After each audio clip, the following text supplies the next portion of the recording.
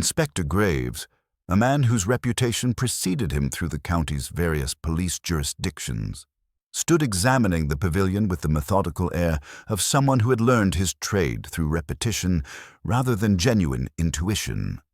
He was of the sort that Miss Marple had encountered many times before, competent enough within the narrow confines of procedure, but lacking that essential quality of understanding human nature that separated adequate detection from true investigation. He instructed his constables to photograph the scene, to measure distances, and to begin collecting statements from those present at the festival, and all of this was done with admirable efficiency. However, Miss Marple observed that he paid scant attention to the manner in which Margaret Harrington lay upon the table, to the specific arrangement of the scattered pearls, or to the curious fact that her handbag still rested beneath the display table, undisturbed and closed, suggesting that theft had played no part in whatever had occurred. The doctor arrived within the quarter hour, a young man named Patterson who had only recently taken over the practice from old Dr. Ashford, and his examination of the body was conducted with a professional detachment that seemed to suggest he viewed the corpse primarily as a puzzle in anatomy, rather than as a woman who, hours earlier, had been arranging her prized preserves with the care and attention that only comes from genuine passion. He determined, to no one's great surprise, that death had resulted from a broken neck, likely sustained from a fall or a violent blow to the posterior cranium. The time of death, he estimated, fell somewhere between 2 and 4 o'clock in the afternoon, though he admitted with admirable honesty that such estimates were imprecise and could easily be adjusted by an hour in either direction. The cause, however, remained somewhat mysterious. There appeared to be no obvious point of impact on the table or pavilion structure, no sharp edge that would have accounted for such a specific and severe injury. Inspector Graves, rather than dwelling on this peculiarity, seemed to view it as merely one more detail to be recorded and filed away. He turned his attention instead to Lord Harrington, whom he invited to sit upon a bench some distance from the pavilion, and there conducted a preliminary interview that Miss Marple could observe, but not hear, watching the way the old Earl's hands trembled and the manner in which his son Henry stood slightly to the rear, his expression unreadable as his father spoke in low, urgent tones to the inspector. By 4 o'clock, as the summer light began its slow retreat toward evening, a certain order had been restored to the festival grounds, though it was an order fundamentally altered by the presence of tragedy. The remaining stalls had been closed. The bunting that had seemed so cheerful hours earlier now appeared almost obscene in its festivity, and music had ceased, leaving behind only the sound of wind through the trees and the murmured conversations of villagers who remained, unable quite to tear themselves away from the scene. Miss Marple rose from her chair with the careful precision of someone whose joints had begun to assert their age, and she made her way slowly toward the refreshment tent, where she knew that Mrs. Pemberton, despite her earlier disappearance, would likely have returned. She found the woman precisely where she had expected to find her, standing behind the tea counter with her hands folded before her, and her face arranged in an expression of concerned composure that did not quite reach her eyes.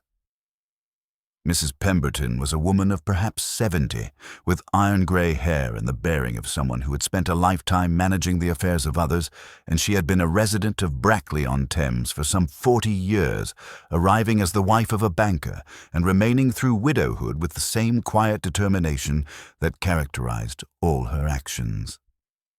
"Dreadful business," Mrs. Pemberton said, before Miss Marple had even approached the counter, as though she had been expecting this conversation and had rehearsed her opening line. "Poor Margaret. One never knows, does one, what might happen in an afternoon. She seemed in such spirits this morning when she was arranging her display. I saw her myself, directing that young David about the positioning of the tables. So very particular she was about everything." Miss Marple purchased a cup of tea and some cucumber sandwiches with the deliberate unhurriedness of someone engaged in ordinary village business, and she noted with interest that Mrs. Pemberton's hands were not quite steady as she poured the tea.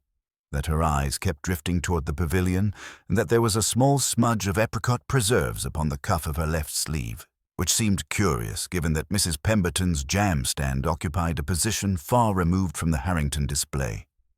"Where were you?" Miss Marple asked gently, "when the unfortunate discovery was made? I thought I saw you earlier by your jam stand, but I confess I did not notice you during the commotion." Mrs. Pemberton's hand froze momentarily in the act of arranging teacups, and Miss Marple saw the precise moment when a decision was made behind the woman's eyes, the instant in which a choice between truth and fabrication was executed. "I had stepped away," Mrs. Pemberton said finally, her voice carefully modulated. "I was feeling rather faint in the heat and went to sit in the shade near the church. One does not always wish to remain in the public eye, Miss Marple, particularly when one's nerves are not what they were." It was, Miss Marple reflected, a perfectly reasonable explanation, and likely even true, though the apricot dust upon the cuff of Mrs. Pemberton's sleeve suggested that this particular aspect of the afternoon's events might not represent the complete accounting of where the woman had spent her time.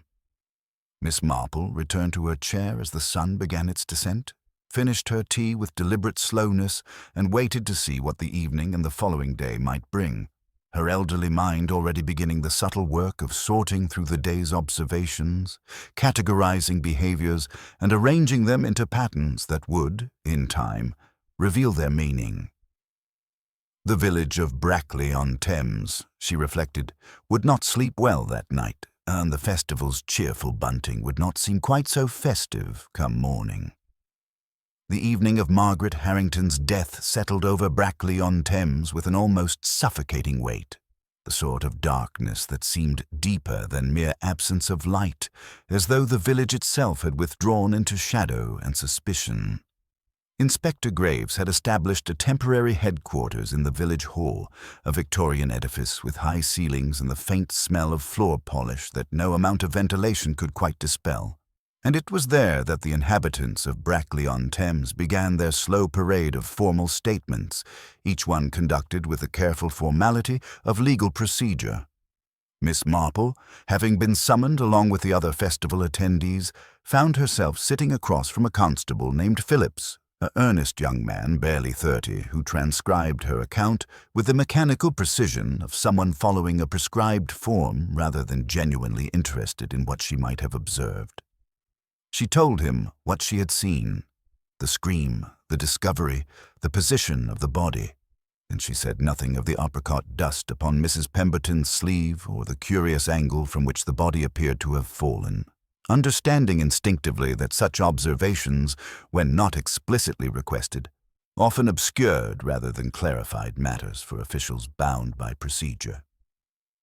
She returned to her cottage, a charming residence with climbing roses and a small but meticulously maintained garden, as the night deepened around her. Her housekeeper, Mrs. Hudson, had left a cold supper prepared, but Miss Marple found she had little appetite. Instead, she settled into her armchair with a cup of chamomile tea and allowed her mind to wander through the day's events with the careful attention of someone arranging the pieces of a puzzle. The facts, as she understood them, were these. Margaret Harrington had been arranging her display of preserved apricots throughout the morning and early afternoon. She had been observed by multiple witnesses to be in good spirits and good health. She had been found dead, with a broken neck, at approximately 3:30 in the afternoon. The death could have resulted from a fall, though the pavilion contained no obvious hazard sufficient to cause such a severe injury. The time of death was uncertain, falling somewhere within a 2-hour window. And then there were the peculiarities, those small details that most people would overlook, but which, in Miss Marple's experience, often proved to be the threads that, when pulled, unraveled entire patterns of deception. The overturned jars suggested struggle or violence.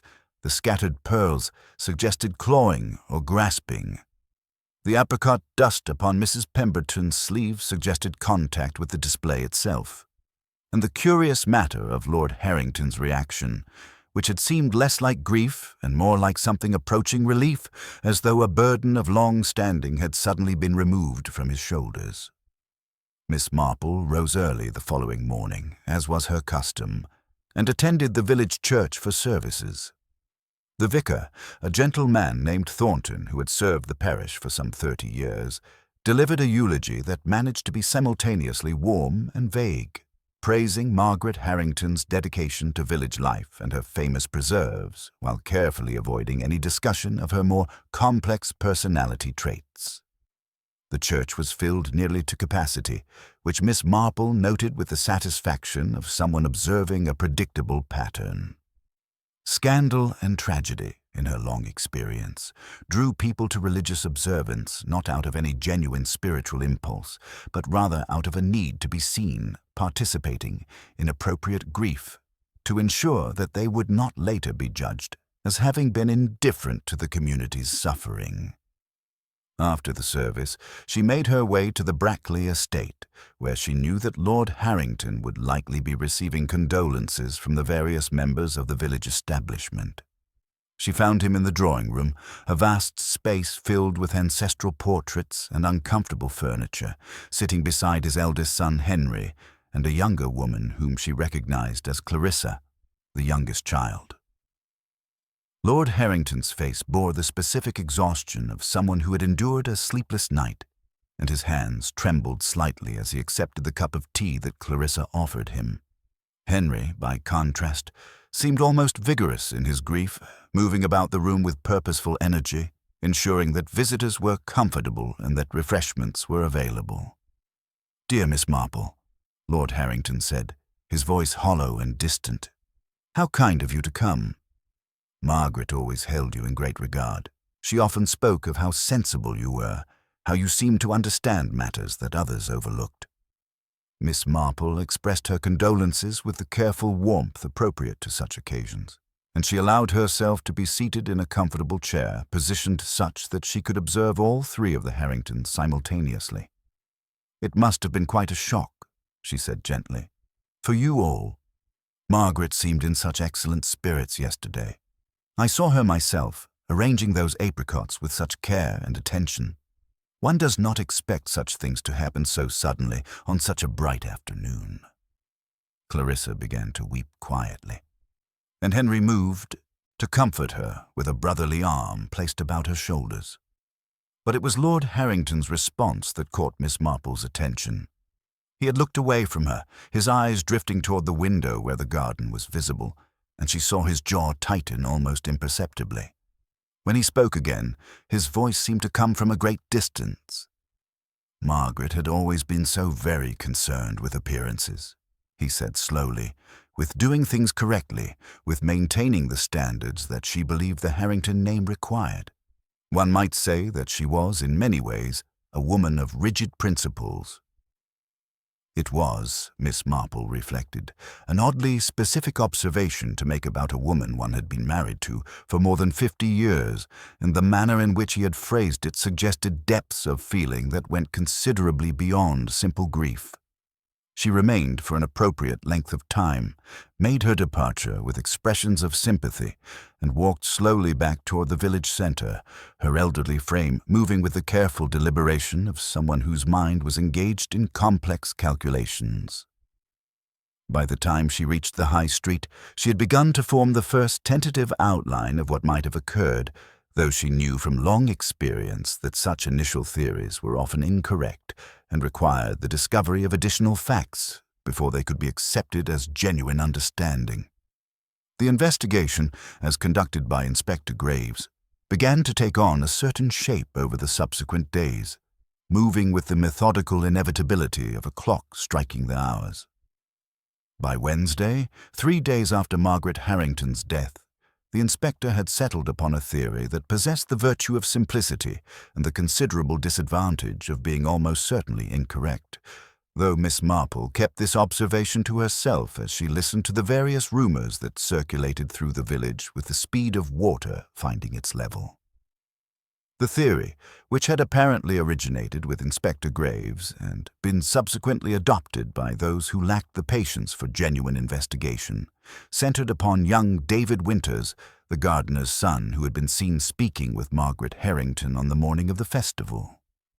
David was a boy of perhaps 22, with the angular frame of youth and the gentle manner of someone accustomed to working with growing things rather than people, and his nervous disposition had made him an easy target for suspicion.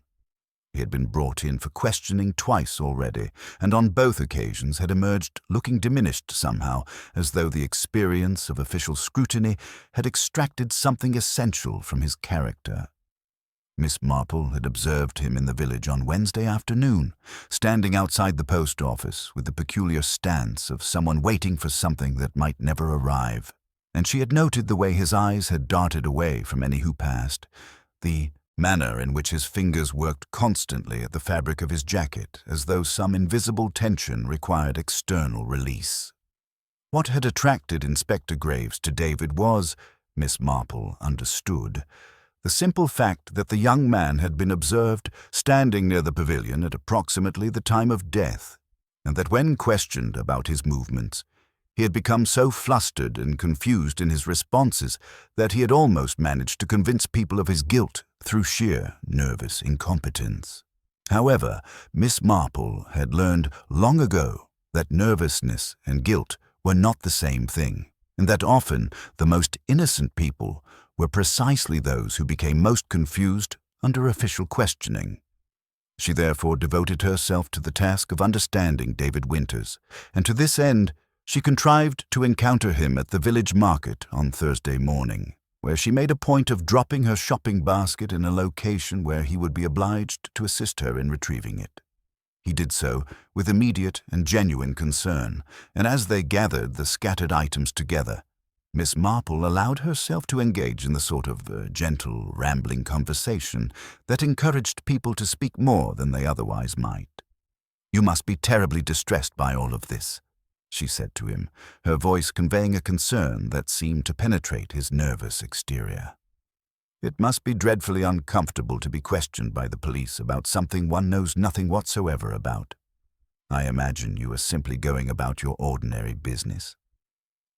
David's face flushed with a combination of relief and gratitude that someone had presumed his innocence, and the words began to tumble out with the urgency of confession.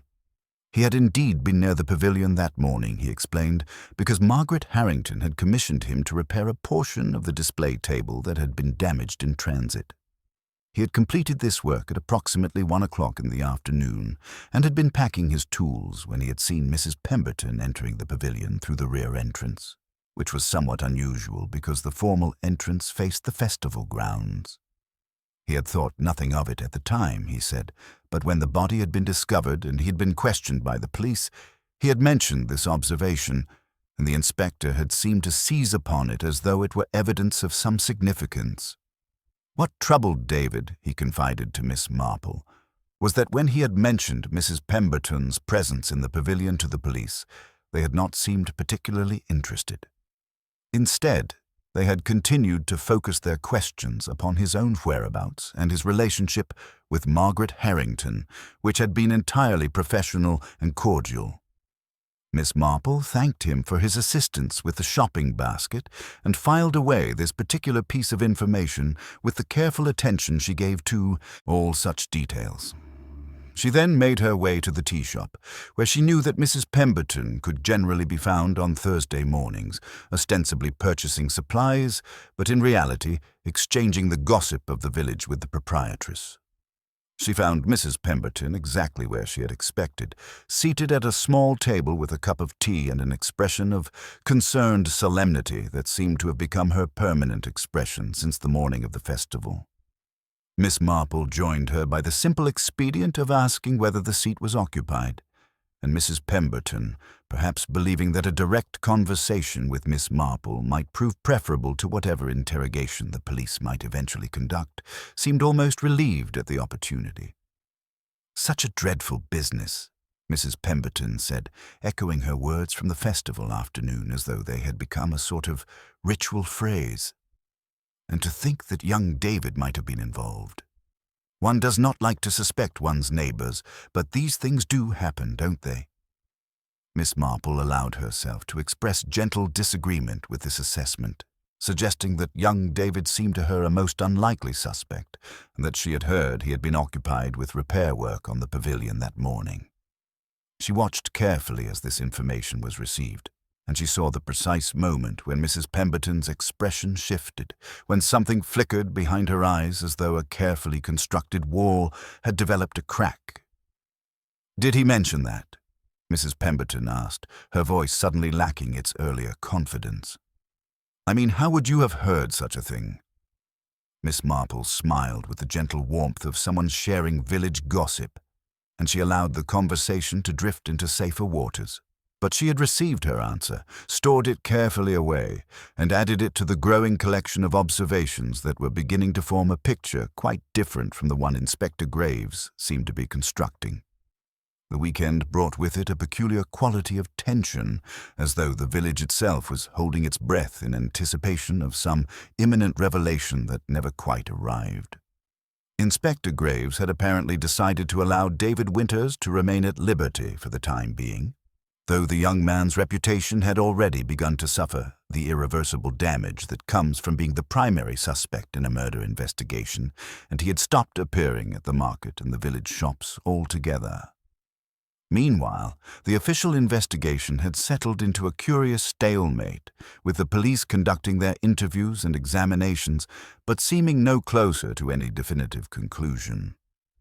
Miss Marple, during this period of apparent stagnation, occupied herself with the task of gathering information through the ordinary channels of village life, employing methods that were so subtle and so deeply rooted in the social conventions of small-town existence that most people would never have recognized them as investigation at all. On Saturday morning, she visited the Brackley estate under the pretext of paying her respects to the bereaved family, though in reality, her purpose was considerably more specific.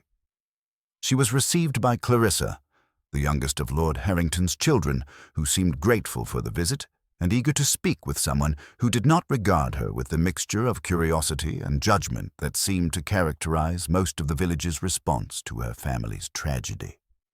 Over tea in the morning room, a space filled with comfortable furniture and morning light, Clarissa began to speak with a candor that suggested she had been longing for such an opportunity. Margaret Harrington, it emerged, had been a woman of considerable force of personality, possessed of rigid opinions and a tendency to impose her will upon those around her with the certainty of someone who believed herself invariably correct. She had been particularly rigid in her expectations regarding her children's lives, and she had maintained a habit of interference that extended well into their adulthood and into their marriages. Clarissa herself, at 35, had never married, and Miss Marple learned through careful questioning that this was not entirely a matter of personal choice, but rather of Margaret's explicit disapproval of any suitor who had presented himself. There had been a young man, Clarissa confided some years earlier, a perfectly respectable gentleman with adequate means and good family connections, but Margaret had discovered some minor deficiency of character or breeding that made him unsuitable in her estimation, and she had made her disapproval known with such forceful clarity that the young man had eventually withdrawn his attentions. Henry, the eldest son, had been more successful in establishing his independence, having married a woman of considerable wealth and social standing, though even this union had occasioned disapproval from Margaret, who had apparently considered the woman to be somewhat unsuitable in matters of social grace. As for the youngest son, Thomas, who was apparently abroad and had not yet returned for the funeral, there had been, according to Clarissa's careful hints, some significant family discord related to his choice of profession and his apparent intention to marry a woman of whom Margaret had disapproved most vehemently. "My mother," Clarissa said finally, her voice barely above a whisper, "was not the woman that the village believed her to be. She was kind in public, generous with her time and her preserves, and everyone admired her strength of character. But privately, she could be rather controlling, rather determined that things should be done according to her standards and her vision of what was proper. Miss Marple listened to all of this with the careful attention of someone who understood that the most important revelations often came not from what was explicitly stated, but from what was implied by tone and emphasis and the particular things that a person chose to mention.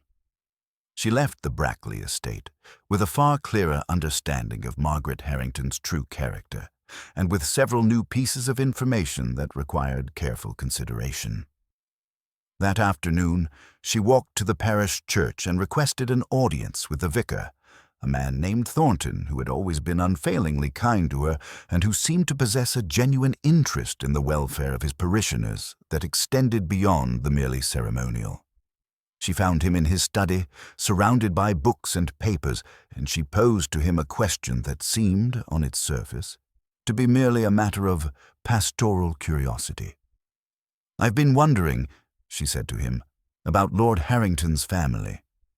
Clarissa mentioned that the youngest son, Thomas, had some difficulty with his mother regarding his choice of profession and marriage. "I wondered if you, as his spiritual adviser, might have any insight into the nature of this discord."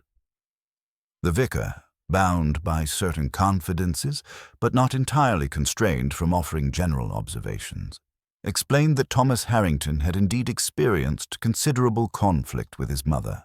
The young man had wished to pursue a career in journalism and had developed an attachment to a woman of modest family background, and Margaret had been deeply opposed to both of these developments. What troubled the vicar, he confided, was that the conflict had escalated significantly in recent months, with Lord Harrington apparently attempting to mediate between his wife's intransigence and his son's determination to live according to his own principles. "I had the sense," the vicar said carefully, "that the family was approaching some sort of crisis point. There had been conversations about disinheritance and about the conditions under which Thomas would remain part of the family. It was all very painful, and I confess I'd been hoping that time and reflection might have softened Margaret's position." Miss Marple thanked him for his candor and walked slowly back toward her cottage, her elderly mind working through the implications of what she had learned. The picture that was forming was becoming considerably more complex than the simple narrative that Inspector Graves seemed to prefer, and it suggested that Margaret Harrington's death might be connected not to any casual violence or accident, but to tensions and resentments that had been building within her own family for considerably longer than anyone had yet acknowledged. By Monday of the following week, the investigation had taken an unexpected turn that seemed to revitalize Inspector Graves' efforts and provide him with a renewed sense of purpose. A letter had arrived at the police station, posted from London on the morning of Margaret Harrington's death, addressed to Lord Harrington and containing what appeared to be a formal notification of Thomas Harrington's engagement to a woman named Eleanor Clifford, a journalist and the daughter of a printer from East London. The letter, which had been opened by Lord Harrington before being turned over to the police, also contained what might charitably be described as a declaration of independence, in which Thomas had announced his intention to pursue his career and his marriage, regardless of his mother's opposition, and had furthermore indicated that if such opposition continued, he would consider it necessary to distance himself permanently from the family. What was particularly notable about this letter, from Inspector Graves' perspective, was that it had been written with considerable emotion and what might be interpreted as anger, and it had been posted at a time that would have placed its author in London when his mother was murdered in Brackley-on-Thames. Inspector Graves, seizing upon this development with the enthusiasm of someone who believed he had finally found a thread that would unravel the entire mystery, had immediately begun making inquiries regarding Thomas Harrington's whereabouts and movements on the day of the festival. It emerged through these investigations that Thomas had indeed been in London at the time of his mother's death, but that his movements throughout the day were somewhat difficult to verify with absolute certainty, as he had been working on various articles for the newspaper that employed him and had been in and out of the office at irregular intervals. The timing was sufficiently ambiguous that Inspector Graves began to construct a theory in which Thomas had somehow managed to travel from London to Brackley-on-Thames, commit the murder, and return to London, all within the confines of the afternoon in question. This theory, while possessing a certain dramatic appeal, suffered from the considerable disadvantage of being logistically impossible given the state of transportation available in 1952, and Miss Marple noted with some amusement that the inspector seemed unwilling to acknowledge this particular obstacle to his developing narrative. However, Thomas Harrington's letter had accomplished one significant thing. It had shifted the focus of the investigation away from young David Winters and back toward the family itself, and it had provided Miss Marple with the justification she needed to make certain inquiries that had previously seemed premature or inappropriately intrusive. On Tuesday morning, she made her way to the Brackley estate once more, but this time she requested an audience with Lord Harrington directly, rather than with his daughter. She found him in his study, a room lined with books and old paintings, sitting at a mahogany desk that appeared to have been in the family for generations. He looked, if possible, even more diminished than he had at the funeral, as though the weight of accumulated years and accumulated sorrows had finally become too much for his aging frame to bear. Miss Marple approached the matter with the delicate circumspection that she reserved for moments requiring particular sensitivity. "I have been thinking," she said to him, settling herself into the chair he had indicated, "about the circumstances surrounding Margaret's death. It seems to me that there are certain details that do not quite align with the theory that Inspector Graves has been developing regarding your youngest son." Lord Harrington's head rose slowly, and she saw in his eyes a mixture of hope and something approaching dread. "What details are you referring to, Miss Marple?" he asked quietly. She allowed herself to speak with an unusual degree of directness, given her customary preference for obliquity. "The matter of the time of death, for instance. The doctor indicated that it could have occurred anywhere within a 2-hour window, and the matter of the broken neck, which he seemed unable to explain with complete satisfaction. A fall does not typically produce such a specific injury unless there has been considerable force involved. And then there is the question of motive, which in your youngest son's case would appear to be entirely theoretical, whereas in the case of other family members, the motives would appear to be considerably more concrete and immediate." She paused to observe the effect of these observations, and she saw Lord Harrington's hands clench upon the desk before him. "Furthermore," she continued gently, "there is the matter of your son's letter, which, while containing language that might be interpreted as angry, contains also a clarity of purpose that suggests someone acting from conviction rather than from rage. A man in a state of genuine murderous intent does not typically write such a carefully reasoned and deliberate communication." Lord Harrington was silent for a long moment, and when he finally spoke, his voice was barely audible. "What are you suggesting, Miss Marple?" She chose her words with considerable care. "I am suggesting that Margaret's death, while it occurred at a time when family tensions were running quite high, may have resulted from circumstances that are considerably more complex than either Inspector Graves or your son appears to have recognized. I am suggesting that there may be matters within your family that have not yet been brought to light, matters that might illuminate the true nature of what occurred that afternoon in the pavilion." Lord Harrington rose from his desk and walked to the window, where he stood looking out at the garden in absolute silence for what seemed an extraordinarily long time. When he finally turned back to face her, his expression had altered, as though some decision of profound importance had been reached. "There is something," he said slowly, "something that I have not yet revealed to the police. Something that I had hoped might remain private, but which I now realize may be essential to understanding what actually occurred." Lord Harrington settled himself back into his chair with the careful deliberation of someone approaching a confession, and Miss Marple waited with the patient silence of one accustomed to hearing the secrets that people carried within themselves. "Margaret," he began, his voice carrying the weight of long-suppressed emotion, "was not merely a woman of rigid principles, as I have allowed people to believe. She was, in many ways, a woman governed by fear. Fear of scandal, Fear of anything that might diminish the family's standing, fear of change and of any deviation from the path she had determined to be correct. He paused, and Miss Marple observed the way his hands trembled slightly as they rested upon the desk before him. Some years ago, before Thomas was even born, there was an incident. Henry, my eldest son, became involved in a romantic entanglement with a woman who was entirely unsuitable by the standards of society at that time.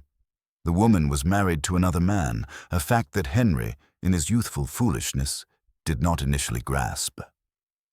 When Margaret discovered this liaison, she was beside herself with fury.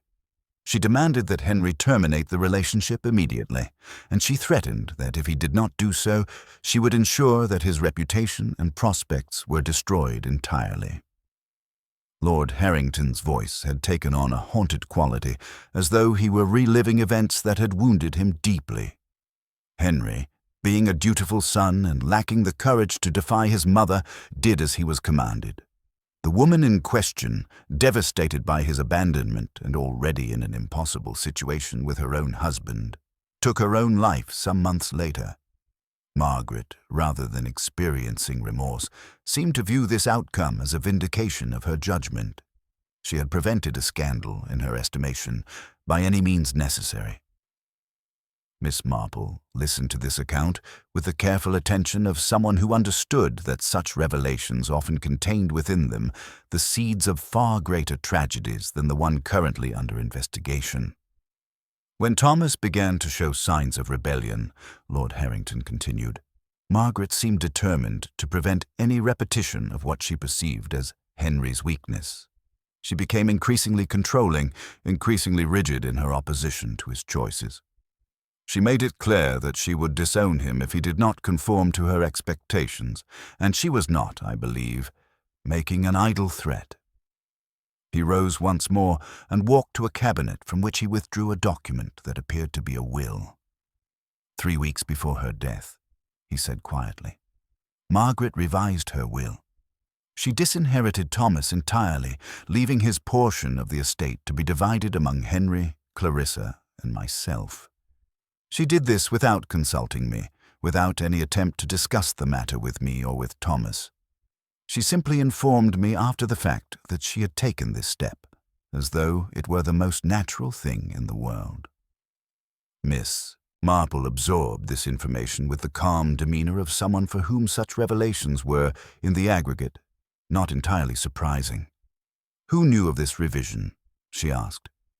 Only Margaret and the solicitor, Mr. Finch, and myself. I had attempted to persuade her to reconsider, to at least wait until she had given Thomas a genuine opportunity to conform to her wishes, but she was adamant. She said that some people simply could not be saved from their own weakness, and that it was better to sever ties entirely than to allow them to bring shame upon the family name. Lord Harrington sat down once more, and his face bore the expression of someone who had carried an intolerable burden for far too long. The morning of the festival, before we departed for the village, Margaret and I had words regarding this matter. Thomas had sent a telegram, which arrived that morning, indicating that he would be sending an announcement of his engagement. Margaret's fury was absolute. She said things that I would prefer not to repeat. Things that suggested she had entirely lost the ability to see her son as anything other than a source of shame and humiliation. I attempted to moderate her response to suggest that time might heal the breach, but she would hear nothing of it. He looked directly at Miss Marple with an expression that contained within it both anguish and something approaching relief at finally having spoken these matters aloud. I did not kill my wife, Miss Marple. I'd wanted to, I confess, at various moments in our long marriage, but I did not. However, I've been wondering whether someone else might have done so precisely because of the knowledge of Margaret's intentions regarding Thomas. If Thomas were to be disinherited, and if Margaret were to die before Thomas became aware of this fact, then the estate would pass through me to my other children, and it would be impossible for Margaret's wishes to be enforced after her death. Miss Marple rose slowly, her elderly frame moving with careful precision, and she walked to the window where she stood gazing out at the garden much as Lord Harrington had done. "There is another possibility," she said finally, her voice thoughtful and distant. "It is possible that someone killed Margaret not in order to preserve Thomas's inheritance, but precisely because they were aware that she intended to disinherit him. Someone who believed that such an action was fundamentally unjust and who was willing to commit murder to prevent it. Someone who had perhaps come to feel a strong protective affection for your youngest son and who believed that his mother's cruelty had become unbearable." She turned back to face Lord Harrington, and in her ancient eyes there was a clarity of understanding that seemed to encompass the full complexity of human motivation and human weakness. "I suspect," she said quietly, "that the person you should be most concerned about is not someone within your family, but rather someone from outside it. Someone who had access to the pavilion, someone who had reason to encounter Margaret at the precise moment of her death, and someone who had come to view your youngest son's suffering as more important than any considerations of legality or social propriety." Miss Marple's departure from the Brackley estate occurred in the soft light of late afternoon, and she moved through the village with the unhurried gait of someone engaged in ordinary business rather than in the pursuit of a murderer's identity. Her mind, however, was working with considerable intensity, sifting through the various pieces of information she had gathered and attempting to arrange them into a coherent pattern. She found herself contemplating the nature of loyalty, the degree to which affection might drive someone to commit an act that would ordinarily be considered unthinkable, and the particular vulnerability of young people to the influence of those who claimed to care for them. By the time she reached her cottage, she had begun to form a theory that, while still incomplete, possessed a certain internal logic that the inspector's emerging narrative entirely lacked. She spent the remainder of the evening in quiet reflection, her knitting needles moving in their familiar rhythm while her mind worked through the implications of Lord Harrington's confession. That night, she slept poorly, her dreams troubled by images of apricot dust and scattered pearls, and the specific angle at which a body might fall if pushed with sufficient force by someone possessed of considerable strength and considerable motivation. On Wednesday morning, she rose early and made her way to the police station where she requested an audience with Inspector Graves. She found him in his temporary headquarters, surrounded by papers and photographs from the crime scene, and she noted with some concern that he seemed to have become even more committed to his theory regarding Thomas Harrington's involvement. She approached the matter with her customary delicacy, but with a degree of directness that suggested the time for subtle inference had perhaps passed. "Inspector," she said, settling herself into the chair he had indicated, "I believe I may have some information that might prove relevant to your investigation. It concerns the movements and activities of certain individuals on the afternoon in question, and it relates specifically to the matter of Margaret Harrington's relationships with those around her." Inspector Graves, who had never been entirely certain whether Miss Marple represented a genuine asset to his investigation or merely a curious elderly woman with too much time on her hands, listened with the polite but somewhat impatient demeanor of one humoring an eccentric relative. She told him, carefully and methodically, about the revised will, about the disinheritance of Thomas, and about the increasing tension within the family regarding the youngest son's refusal to conform to his mother's expectations. She explained her theory that the murder might have been committed not by Thomas himself, but by someone close to Thomas who had come to view Margaret Harrington's treatment of him as an intolerable injustice. She described the apricot dust on Mrs. Pemberton's sleeve, the curious timing of Mrs. Pemberton's disappearance from the festival grounds, and the significance of the fact that Mrs. Pemberton had been observed entering the pavilion through the rear entrance at approximately the time of death.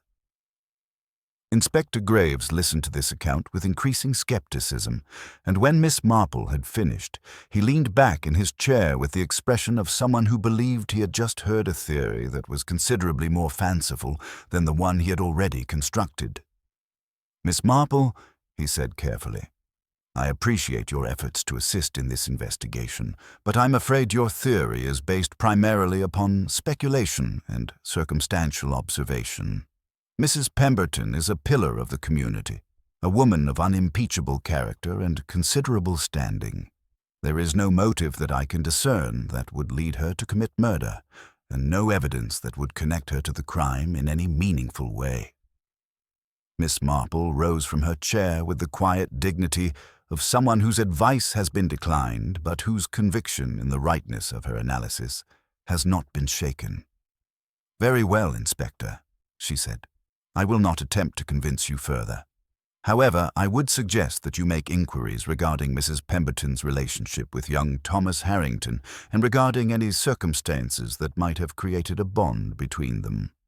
I would also suggest that you examine more carefully the physical evidence from the crime scene, particularly as it relates to the manner in which Margaret Harrington's body came to be in the position in which it was discovered." She left the police station without waiting for a response and made her way directly to the cottage where Mrs. Pemberton resided, a charming dwelling on the outskirts of the village with a well-maintained garden and an air of respectable gentility. She found Mrs. Pemberton at home, apparently engaged in some correspondence, and she requested admission under the pretext of discussing the upcoming village flower show. Once inside, sitting in a parlor decorated with considerable taste and obvious care, Miss Marple abandoned her pretense entirely. "I believe," she said quietly to Mrs. Pemberton, "that you have been acquainted with Thomas Harrington for some considerable time, and that you have come to regard him with considerable affection. I believe further that you became aware of Margaret Harrington's intention to disinherit him, and that you viewed this action as a fundamentally unjust punishment for his refusal to conform to his mother's expectations." She observed Mrs. Pemberton's face carefully, watching the precise moment when the woman's composure began to fracture, when the carefully constructed facade of innocent respectability began to show cracks. "I do not believe," Miss Marple continued, "that you intended to murder Margaret. I believe rather that you intended to confront her, to convince her that her treatment of her son was cruel and unreasonable. But something occurred in that pavilion, some moment of conflict or struggle, that resulted in her death. An accident, perhaps, but an accident that you have now spent considerable effort attempting to conceal." Mrs. Pemberton's composure, which had been maintained with such careful precision throughout the preceding days, collapsed entirely at Miss Marple's words, and the woman seemed to age a decade in the space of a few seconds. She rose from her chair and walked to the window, her shoulders trembling slightly, and when she finally spoke, her voice was barely recognizable as belonging to the same woman who had served tea at the festival with such practiced efficiency. "I did not intend to kill her," Mrs. Pemberton whispered, the words seeming to emerge from some deep well of anguish that had been sealed within her since the moment of Margaret Harrington's death. "You must believe me, Miss Marple. I only wished to speak with her, to make her understand what she was doing to that poor boy." She turned to face Miss Marple, and her eyes were red and swollen as though she had wept far more than the official record of her grief would suggest. "Thomas came to me some weeks ago," Mrs. Pemberton continued, settling herself back into her chair as though the act of confession had drained her of all remaining strength. "He was utterly devastated by his mother's opposition to his engagement. He had nowhere to turn, no one who seemed willing to listen to him or to validate his feelings. His father was ineffectual. His siblings were intimidated by his mother, and he was entirely alone in his conviction that he had the right to live according to his own principles and his own heart. I became his confidant, I suppose. Someone who believed in him, who thought his ambitions were worthy and his love was genuine." Miss Marple listened without interrupting, understanding that the act of confession, once begun, required space and silence in which to unfold fully. "I knew Thomas's mother somewhat," Mrs. Pemberton said. "We had attended the same church for many years, and while I cannot say we were intimate friends, we were certainly acquainted. I began to form the impression that Margaret was not merely strict with her son, but actively cruel, that she was attempting to destroy his spirit as punishment for his refusal to obey her. When Thomas learned that his mother intended to disinherit him, something within him seemed to break. He was not angry, you understand. He was simply devastated, as though his mother had confirmed her ultimate rejection of him as a person. Mrs. Pemberton's hands twisted together in her lap, and Miss Marple observed the physical manifestation of the emotional torment that the woman was experiencing. On the morning of the festival, Thomas sent me a message. He said that his mother had received notification of his engagement and that she had reacted with fury beyond anything he had previously experienced. He said that he believed his mother was preparing to take some action that would permanently estrange him from his family, and that he did not know what he would do if he lost everything. I was so angry with Margaret Harrington in that moment. I was angry at her cruelty, at her absolute refusal to consider her son's happiness as possessing any value whatsoever, at her determination to control and dominate everyone around her through the mere force of her will. She paused, and Miss Marple saw the precise moment when Mrs. Pemberton's recollection reached the crucial moment, the instant that divided before from after. "I went to the pavilion," Mrs. Pemberton said finally. "I told myself that I merely wished to speak with Margaret, to appeal to her sense of reason, to make her understand what she was doing to her son. I entered through the rear entrance because I did not wish to be observed, and I found her arranging her precious apricots, those jars that she was so very proud of. She seemed irritated at my intrusion, but I pressed ahead. I told her that I believed her treatment of Thomas was cruel and unjust, and that I thought she was destroying a young man who deserved her love and support rather than her condemnation." Miss Marple leaned forward slightly, her ancient eyes fixed upon Mrs. Pemberton with an expression of profound compassion. "What occurred then?" she asked gently. Mrs. Pemberton's voice dropped to barely a whisper. "She laughed," the woman said. "She actually laughed at me. She said that I was foolish if I believed that a mother's primary obligation was to her child's happiness rather than to the family's honor and standing. She said that Thomas was weak and would only drag down everyone around him if he were allowed to proceed unchecked in his chosen path. She said that I, of all people, should understand the necessity of maintaining proper standards." Mrs. Pemberton's hands clenched into fists. I was so very angry. I told her that she was wrong, that her rigid adherence to propriety was destroying a good and decent young man. I said things that I should not have said, and Margaret turned away from me, dismissively, as though my words were simply not worth her consideration. She turned back to her apricots, and as she did so, I saw her hand reach for one of the jars. Something in me simply broke. I moved without thinking, without any conscious intention. I reached out to grab her arm, to force her to listen to me, to make her understand the damage she was causing. But she pulled away, and she stumbled backward, and her head struck the corner of the display table with tremendous force. Mrs. Pemberton's voice had become mechanical now, though she were describing events that had happened to someone else entirely. She fell to the ground, and I saw immediately that something terrible had occurred. I tried to revive her, tried to speak to her, but she was already gone. I stood there for I do not know how long, simply staring at her body, unable to comprehend what had just occurred. Then I heard voices approaching from the front of the pavilion, and I fled through the rear entrance and made my way to the church, where I sat in the dark and tried to make sense of what I had done. Miss Marple sat in absolute silence for several moments after Mrs. Pemberton's confession had concluded, her elderly hands folded upon her lap and her expression reflecting the profound sadness that comes from witnessing the collision of human intention with human consequence. She understood, with the clarity that only comes from a lifetime of observing human nature in all its complexity, that Mrs. Pemberton had spoken the truth, that this was indeed an account of tragic accident rather than premeditated murder, and that the woman before her was not a calculating killer, but rather someone who had been undone by the collision of her protective instincts with an immovable force of parental cruelty.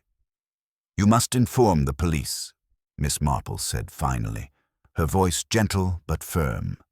"You must tell Inspector Graves precisely what you have told me." The circumstances, while tragic, are not those of murder, but of manslaughter at most, and possibly even of justifiable homicide given the context and the nature of your intentions." Mrs. Pemberton shook her head with the defeated gesture of someone who has resigned herself to inevitable consequences. "I cannot," she said. "I've already lied to the police. I've already concealed evidence and offered false statements. If I come forward now, if I admit to having been present at the pavilion and to having struggled with Margaret, I will be viewed as a murderer regardless of the circumstances. The law does not, I believe, make fine distinctions regarding the intentions of those who cause the deaths of others." She rose from her chair and walked to a small writing desk, from which she withdrew a sheet of paper and a pen. "I will write down my confession," she said. "I will write down precisely what occurred, and I will sign it. But I cannot go to the police myself. I cannot bear the humiliation of admission, the certainty of judgment, the loss of everything that I have built in this village over so many years." Miss Marple understood that there were moments in life when the course of action that was most correct was not necessarily the course of action that was most merciful, and she understood further that mercy, in certain circumstances, could be a form of justice far more profound than punishment. However, she also understood her own obligations as a citizen and as a person who had spent a lifetime in the pursuit of truth, however complicated and however painful that truth might be. "I will take your confession to the police," Miss Marple said. "I will present it in such a manner that the circumstances surrounding Margaret's death are made absolutely clear. Inspector Graves, however misguided he may be in certain of his assumptions, is a man of the law, and he will recognize the distinction between murder and manslaughter. Moreover, I believe that Lord Harrington, once he understands the true circumstances of his wife's death, may be inclined to take certain steps to ensure that you are treated with the compassion that your situation warrants." Mrs. Pemberton wrote her confession with a steady hand, though Miss Marple could see the effort that such steadiness required, and when the document was complete and signed, she handed it to Miss Marple with the gesture of someone relinquishing a burden that had become insupportable. Miss Marple departed from Mrs. Pemberton's cottage with the signed confession carefully secured in her handbag, and she made her way directly to the police station, where she requested an immediate audience with Inspector Graves. When she presented him with Mrs. Pemberton's account, written in the woman's own hand and bearing her signature, she saw the precise moment when the inspector's theory regarding Thomas Harrington collapsed entirely, and she saw also the moment when he grasped the significance of what he was reading. "This changes matters considerably," Inspector Graves said, his voice containing a note of uncertainty that had not previously been present. "If Mrs. Pemberton is telling the truth, then we are not dealing with premeditated murder, but rather with a tragic accident that occurred during a confrontation." Miss Marple inclined her head slightly. "That would appear to be the case," she said. "Though I would suggest that the confrontation itself was motivated by genuine concern for a young man who Mrs. Pemberton had come to regard with considerable affection. The death, while tragic and while certainly occurring as a result of Mrs. Pemberton's actions, appears to have been neither intended nor foreseen at the moment when the initial struggle began." Inspector Graves rose from his chair and began to pace the small office with the agitated movements of someone wrestling with professional obligations and personal compassion. "I must arrest her," he said finally. "Whatever the circumstances, Mrs. Pemberton was present at the death. She concealed evidence and she provided false statements to the police. There are legal procedures that must be followed." He paused, and his expression softened slightly. "However, I will ensure that all mitigating circumstances are presented to the magistrate and subsequently to the court. The distinction between murder and manslaughter is not insignificant, and the circumstances in this case do seem to warrant the more lenient interpretation." By that evening, Mrs. Pemberton had been formally arrested and charged with manslaughter rather than murder, and the news had spread through the village with the speed of wildfire, creating a strange and complicated mixture of shock, sympathy, and judgment. Young David Winters was immediately exonerated and released from suspicion, and Thomas Harrington, learning of the true circumstances surrounding his mother's death, returned to the village with an expression of profound sorrow that suggested he understood, with terrible clarity, that his mother's death had been occasioned at least in part by the conflict she had created through her own rigidity and cruelty. Lord Harrington, standing in his study on the evening following Mrs. Pemberton's arrest, looked directly at Miss Marple and spoke words that seemed to come from the very depths of his soul. "You have prevented an innocent young man from being convicted of a crime he did not commit," he said, "but in doing so, you have also exposed the fact that my wife's death was, in many ways, the inevitable consequence of her own actions and her own character. I do not know whether I am grateful or devastated by this knowledge." Miss Marple remained in Lord Harrington's study for some time after he had spoken these words, and she allowed the silence between them to settle with the weight of genuine understanding. She recognized in his expression the particular anguish of a man who had suddenly perceived his own complicity in tragedy, who had begun to understand that his years of passivity in the face of his wife's cruelty had contributed, however indirectly, to the circumstances that had led to her death. "Gratitude and devastation are not necessarily opposed to one another," Miss Marple said finally. "They can coexist in the human heart, particularly when we are forced to confront truths about ourselves and about those we have loved. Margaret was, I believe, a woman of considerable strength, but also a woman of considerable blindness regarding her own impact upon those around her. Her death was tragic, but it was also, in a certain sense, inevitable given the path she had chosen to walk." She rose from her chair with the careful deliberation of advanced age, and she regarded Lord Harrington with an expression that contained within it both compassion and the weight of hard-won wisdom. "What matters now," she continued, "is what you choose to do with the knowledge you have gained. Your youngest son has lost his mother, but he has gained, perhaps, the opportunity to build a life according to his own principles without the constant weight of her judgment. Mrs. Pemberton has lost her freedom, but she has gained the truth of her own actions and the possibility of eventual redemption. The village will recover from this shock, as villages always do, and it will construct new narratives to explain what has occurred, as it always does. But you, Lord Harrington, must decide what kind of man you wish to be in the aftermath of this tragedy." Over the following weeks, the legal proceedings moved forward with the inexorable momentum of the English judicial system. Mrs. Pemberton was brought to trial at the county assizes, and Miss Marple attended the proceedings, sitting quietly in the gallery and observing the manner in which the evidence was presented and the arguments were constructed. The prosecution presented the facts with the dispassionate efficiency of those bound by legal obligation, but even they could not entirely obscure the circumstances that suggested something other than calculated murder. The defense counsel, a man of considerable skill and genuine conviction, presented Mrs. Pemberton's character witnesses, people who testified to her years of kindness, her devotion to the community, her genuine concern for the welfare of young Thomas Harrington. Thomas himself took the stand and described, with evident pain, the manner in which his mother's rigid opposition to his life choices had tormented him, and he spoke with evident gratitude regarding Mrs. Pemberton's role in providing him with support and understanding during those dark months. The magistrate, a man of considerable judicial experience and evident wisdom, listened to all of this testimony with the careful attention of one who understood that the law existed not merely to punish, but to serve justice in its fullest sense. When he delivered his sentencing, he acknowledged that while Mrs. Pemberton's actions had resulted in Margaret Harrington's death, the circumstances surrounding that death suggested a tragic accident rather than premeditated murder.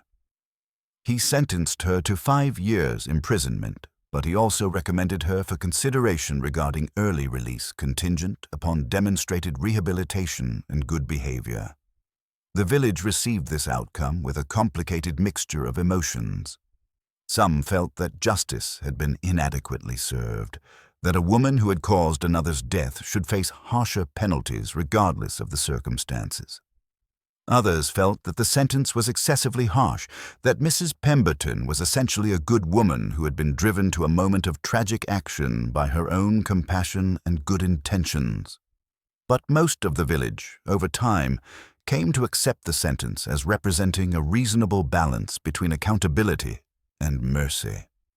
Miss Marple, in the months following the trial, resumed her ordinary life with the quiet dignity of someone who had accomplished a necessary task and now returned to the familiar patterns of existence.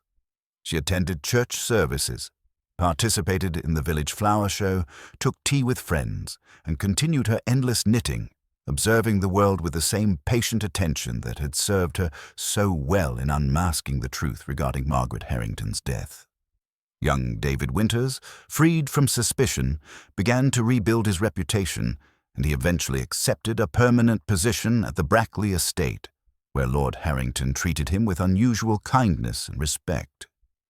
Thomas Harrington married Eleanor Clifford, and the marriage took place in the village church with the full blessing and attendance of Lord Harrington and his family.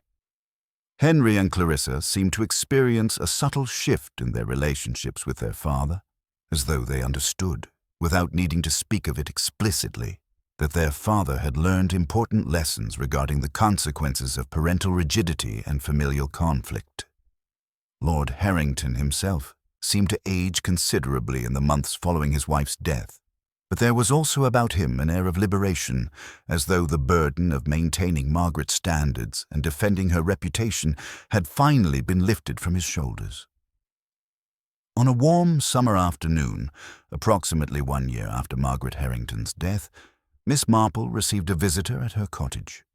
Thomas Harrington and his wife Eleanor arrived bearing flowers and a gift of preserves, a new variety, Eleanor explained, that she and Thomas had been developing together, attempting to create something that honored the tradition of Margaret's famous apricots, while also representing something entirely new and original. As Miss Marple arranged the flowers in a vase and sampled the preserves, which were indeed excellent, she reflected upon the curious manner in which tragedy often contained within itself the seeds of growth and transformation. The village of Brackley-on-Thames had not returned to precisely what it had been before Margaret Harrington's death. The summer festival had taken on a different character, and the bunting seemed less bright, the music less carefree. But the village had survived, as villages always did, and it had perhaps learned something about the hidden complexities that lay beneath the surface of ordinary life, about the manner in which kindness and cruelty could coexist in the hearts of respectable people, and about the terrible but also redemptive power of truth. Miss Marple, sitting in her garden as the evening light began to fade, reflected that this was perhaps the most important lesson that life had taught her over her many years, that understanding human nature required patience, compassion, and a willingness to see beyond the surface of things to the complex and often contradictory motivations that drove people to their most significant actions.